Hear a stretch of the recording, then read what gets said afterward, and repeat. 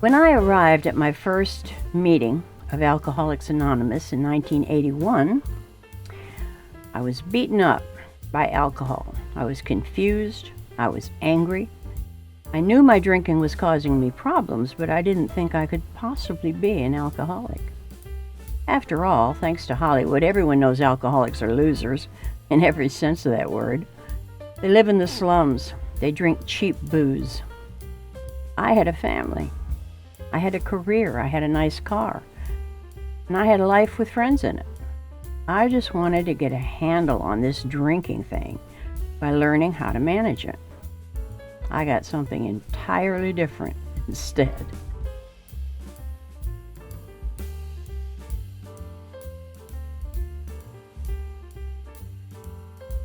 When I went to my first AA meeting, I planned to learn from all the bums there where they had gone wrong with their drinking, so that I could finally learn how to manage my own.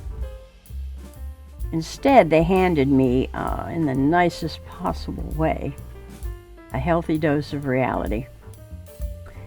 I went there expecting to find a room full of the dregs of society.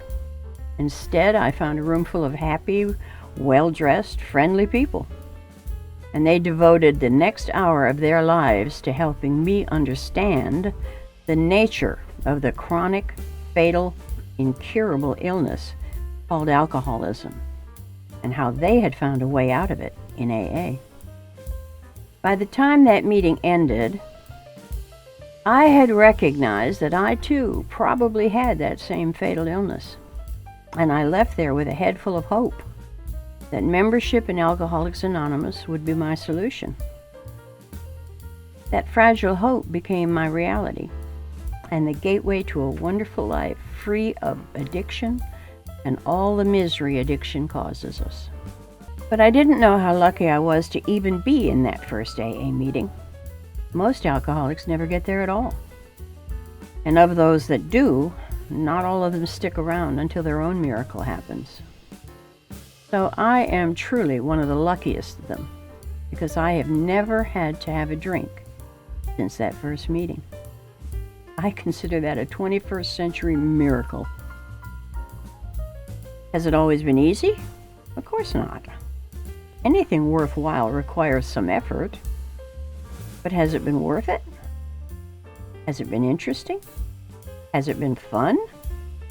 The answer is yes to all three of those. When I was a drinking alcoholic, I used to think and say that I was the only person alive who at birth had not been issued any instructions on how to live a good life. AA gave me those instructions in 2 books, the Big Book of Alcoholics Anonymous and its companion book, The 12 Steps and 12 Traditions.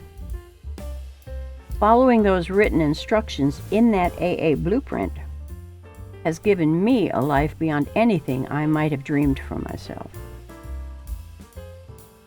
So is my bank account today stuffed with money? Am I rich and famous? Do millions know my name? That would be a no. But is my life a life of purpose? Am I rich in my friendships with people of all ages? Do I laugh every single day? Am I healthy? Do I have fun? Am I at peace with myself and the world around me? The answer to each of those questions on most days is a resounding yes. Living a sober life has given me that, and so much more. Today I have blessings that I can count and not problems. I know firsthand, well, I do know firsthand the concept of a sober lifestyle being fun is as foreign to a drinking alcoholic as the idea of they suddenly sprout wings and fly away. But AA was fun for me right from the start. I was warmly welcomed there, for starters, by people who took an interest in me, and they soon gave me back my gift of laughter, because I hadn't been doing much of that before my arrival there. There's not a lot of fun to be found at the end of an alcoholic's drinking life. Oh, it was fun in the beginning. Of course it was. That's why we did it. But that fun is long gone by the time we claim our seat in the rooms of recovery. My AA journey soon put me on the path of having some real and genuine fun, but first I had to relearn what fun actually was and what it was not. My adult fun had been devoted to bars and pubs, and which it often felt exciting at the time, it didn't offer much in the way of lasting good memories, and most of it wasn't even remembered the next day. Drinking and drugging offer excitement, but very little real fun, especially when the game ends in the horror addiction has waiting for us. My AA sponsor, my first one, had me list all the things I had thought of as fun when I was just a little kid. During that time before I had ever picked up my first drink and fell in love with what alcohol seemed to offer me.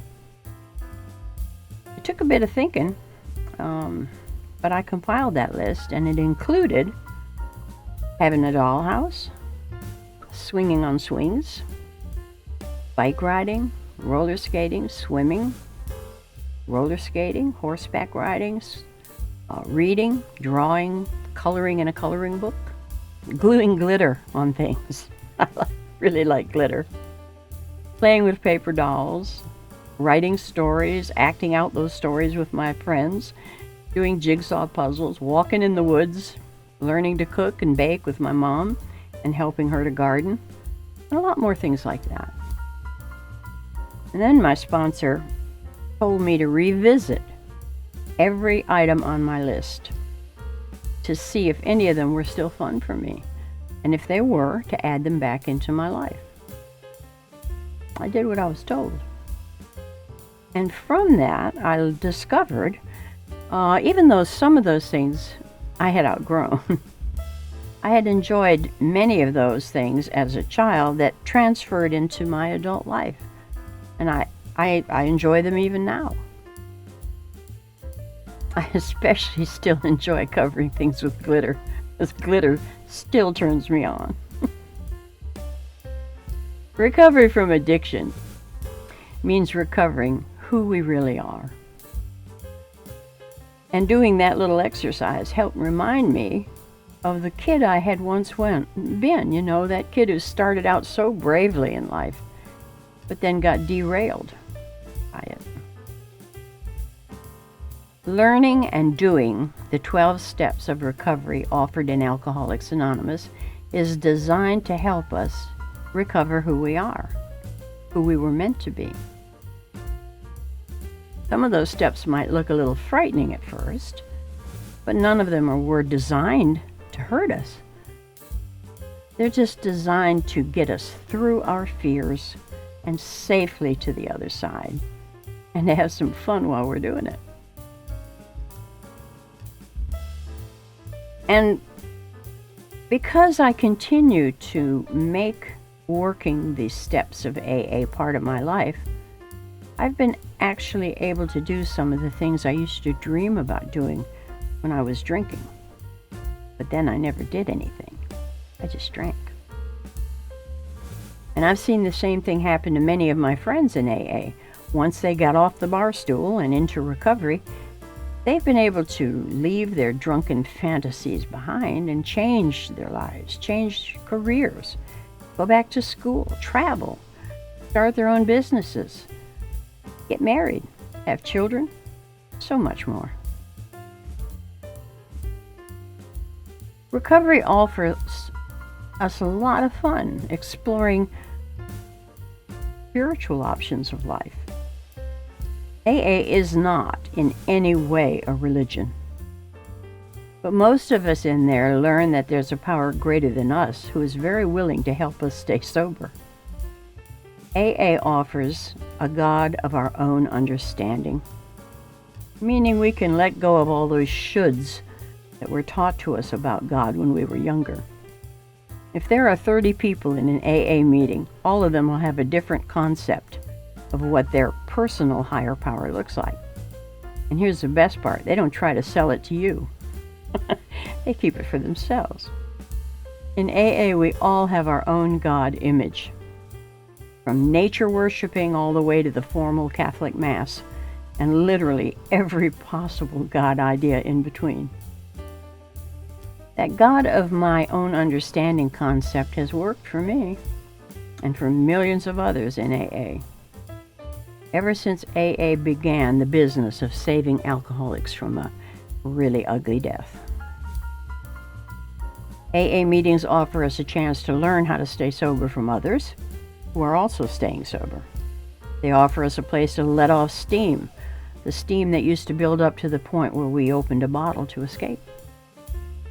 They introduce us to the people who will become the best friends we've ever had, lifelong friends, the kind we can count on in a crunch.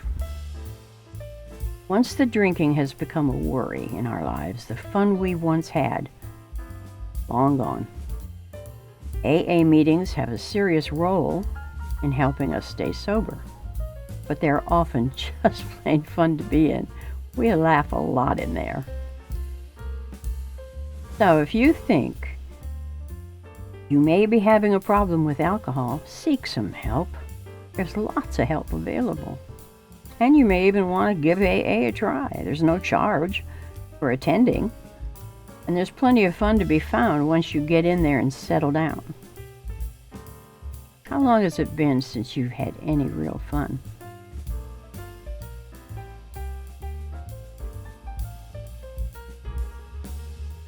Thank you for watching today. Please like and subscribe to this channel if you found anything of interest here for you. My next video will be posted on the 3rd of November, when the calendar starts to rush us toward the holiday season. I'll be talking in there about how to get through the holidays sober.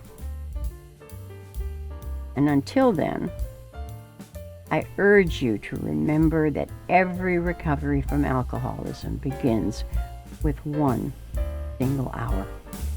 You can do this. You can find your own fun in sobriety. Keep sober. Keep sober.